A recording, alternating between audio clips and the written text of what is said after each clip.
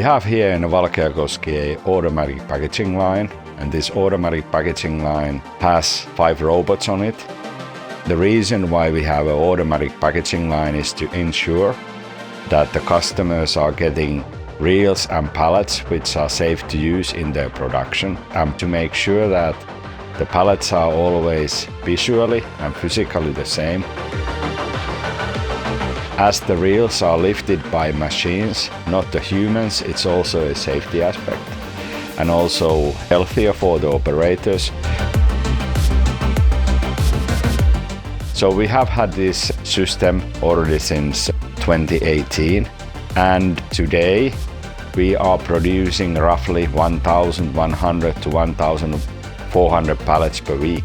That means that there's a lot of reels going through the machine weekly and monthly basis.